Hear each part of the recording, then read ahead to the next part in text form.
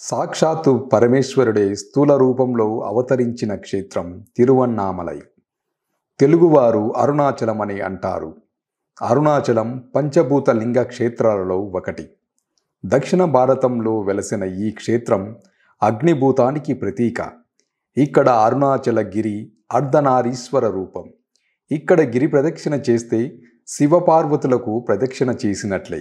14 కిలోమీటర్ల దూరం ఉండే ఈ ప్రదక్షిణ మార్గమంతా విశాలమైన తార్ రోడ్డు, ఇరు ప్రక్కల ఎత్తైన వృక్షాలతో సుందరంగా ఉంటుంది. కొండ చుట్టూ 8 విశేషమైన ముఖ్యమైన శివలింగాలు ఉంటాయి.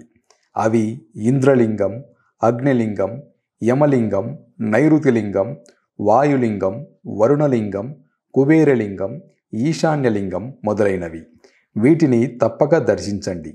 వీటితో పాటు మరెన్నో ఆలయాలే కాక సుప్రసిద్ధ రమణ మహర్షి ఆశ్రమం, శేషాద్రి ఆశ్రమాలు కూడా ఉన్నాయి.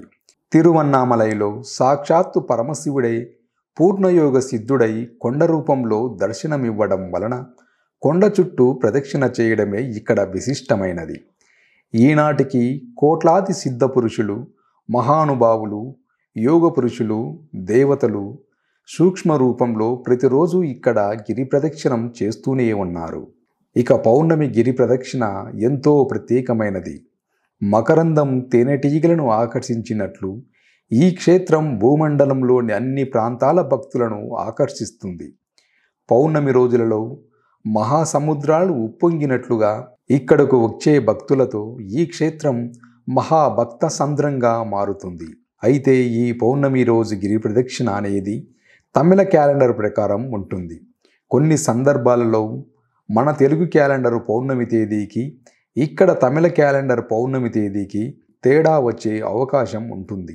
కాబట్టి పౌర్ణమి రోజు గిరి ప్రదక్షిణ చేయాలనుకునేవారు ఈ తేదీని తప్పక గమనించుకోవాలి. పౌర్ణమి ఘడియలు ప్రారంభం.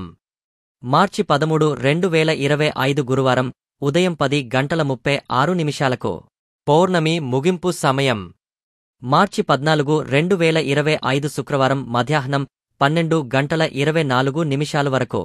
గిరి ప్రదక్షిణ చేయు రోజు మార్చి 13వ తేదీ గురువారం రాత్రి.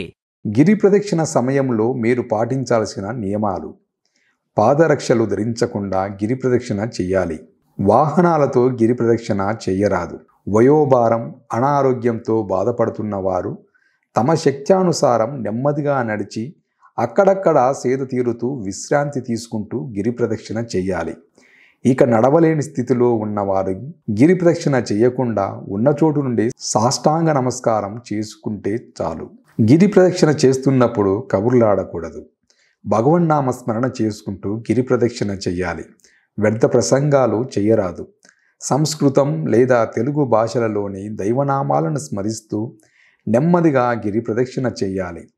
అరుణాచల శివ, అరుణాచల శివ, అరుణాచల శివ, అరుణాచల అనే నామావళిని జపిస్తూ గిరి ప్రదక్షిణ చేయడం చాలా మంచిది. గిరి ప్రదక్షిణ చేసేటప్పుడు దారిలో ఎదురయ్యే నిరుపేదలకు, సాధువులకు, పశువులు, శునకాలు వంటి జంతువులకు ఆహార పదార్థాలను దానం చేస్తే మంచిది. ముఖ్యంగా మీ వెంట ఎక్కువ బరువు లేకుండా చూసుకోండి. గిరి ప్రదక్షిణం చాలా వరకు తార్ రోడ్డుపైనే జరుగుతుంది. ఎక్కువ మంది ఉదయం సూర్యతాపాన్ని తట్టుకోవడం కష్టం కాబట్టి రాత్రిపూట లేదా తెల్లవారుజామున గిరి ప్రదక్షిణ చేయడం మంచిది. ఇంకో విషయం, ఇక్కడికి వచ్చే భక్తులు తప్పకుండా పరిసరాల పరిశుభ్రత పాటించండి. ఈ పరిసరాలలో మీరు వేసే వ్యర్థాలు శివ సన్నిధిలో వేసినట్లవుతుంది. మరొక విషయం ఏమిటంటే, పౌర్ణమి రోజు కాకుండా మిగతా అన్ని రోజుల్లో కూడా అరుణాచలంలో గిరి ప్రదక్షిణ చెయ్యవచ్చు. ఏ రోజు గిరి ప్రదక్షిణ చేసినా కూడా విశేషమైన ఫలితం ఉంటుంది. కాబట్టి భక్తులు పౌర్ణమి రోజుల్లో వచ్చి వసతి సౌకర్యాల కోసం ఇబ్బంది పడవద్దని మనవి. ప్రతి ఒక్కరూ అరుణాచలంలో గిరి ప్రదక్షిణ చేయాలన్నదే మా సంకల్పం. మరిన్ని మంచి విషయాల కోసం ఇప్పుడే సబ్స్క్రైబ్ చేసుకోండి. ఈ వీడియోను అందరికీ షేర్ చేయండి.